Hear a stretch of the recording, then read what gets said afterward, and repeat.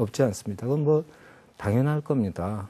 초기에 새로운 것을 도입하는데 지식도 없고 경험도 부족하고 또 국가 재정도 빈약하고 또 외세 침략을 계속 받으면서 충분하고 아주 흡족할 만큼은 아니지만은 나름대로 하여튼 이런 제도적인 개혁도 하고 우두술도 보급을 하고 한 이런 것을 살펴보도록 하겠습니다.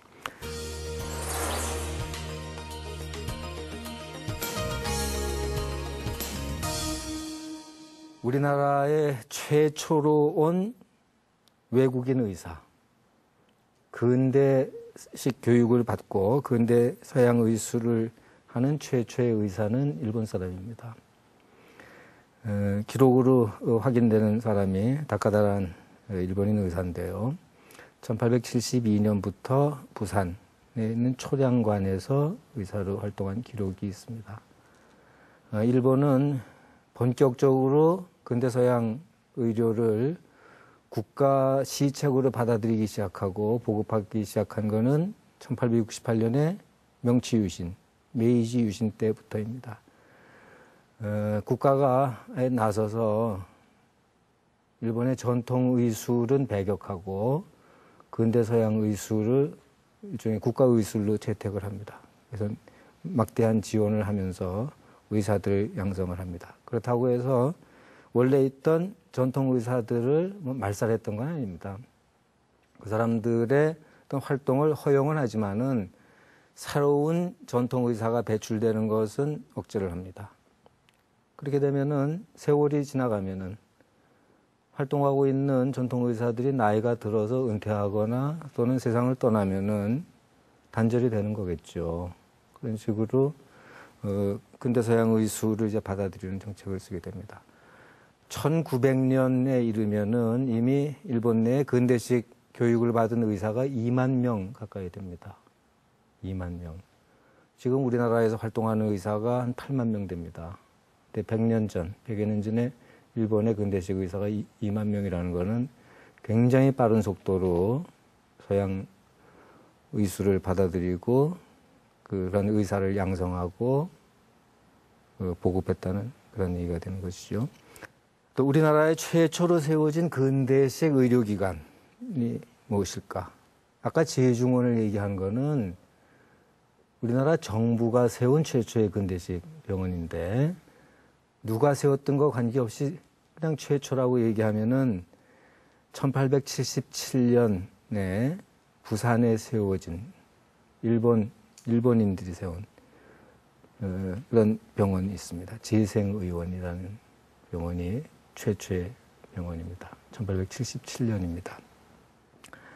이건 일본 군대에서, 일본 해군에서 세운 병원입니다. 일본 해군 군의가 아닌 야노란 사람이 그 병원의 원장으로서 활동을 했습니다. 물론 일본인들을 진료하는 게 우선 목적이겠죠. 그러면서 그 인근에 살고 있는 조선인들에게도 의료 혜택을 베풀게 되고 또 그걸 통해서 조선인들도 직접 서양 의술이라는 것을 과거에는 뭐 말로만 들었다든지 또는 뭐 글로만 봤던 것을 직접 체험하게 되는 거겠죠. 왼쪽에 그림은 초량에 있는 부산 초량에 있는 외관도 일본 공관입니다. 그러니까 하여튼 다가다라는 사람이 저기서 이제 활동을 좀 더 전에 그림이긴 하지만 하여튼 저런 초량 외관에서 활동했고 오른쪽에 있는 사진은 재생의원의 모습입니다. 자, 이게 일본인들이 그 이후로도 훨씬 많은 사람들이 건너와서 활동을 하게 돼요. 일본 정부나 일본 군부에서는 우리나라를 갖다 침략할 그런 의사를 아주 초기부터 갖긴 했지만은 한국에 우리나라에 와서 활동하던 일본인 의사 모두가 그런 뭐 침략 의사를 가지고 왔던 건 아니겠죠. 그런 사람들을 통해서 서양 근대 의술이 우리나라 사람들에게 이제 선을 보이게 되고 그걸 뭐 이용하기도 하고 또 뭐 거부한 사람들도 있을 거고 그렇게 근대가 이제 수용이 되는 그런 과정을 밟게 됩니다. 서양인 의사들은 대부분이 선교 의사들 또 선교 의료인들입니다. 조사한 바에 의하면은 1880년대 중엽부터 일제시대에 이르기까지 한 300여 명의 서양인 의사, 간호사, 약사 이런 사람들이 오게 되는데요. 대부분이 선교 목적으로 온 사람들입니다. 기독교 선교를 위해서 온 사람이에요.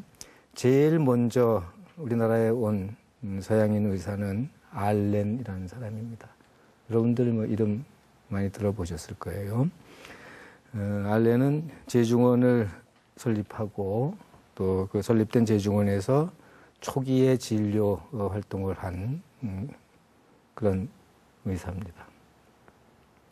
안간해서 무슨 뭐 제중원 원장 그런 얘기인데 그건 뭐 사실에 부합되지 않는 얘기고요. 제중원 그 설립하는 데도 중요한 역할하고 제중원이 설립되고 초기에 한 2년 가까이 여기서 활동하던 그런 의사입니다.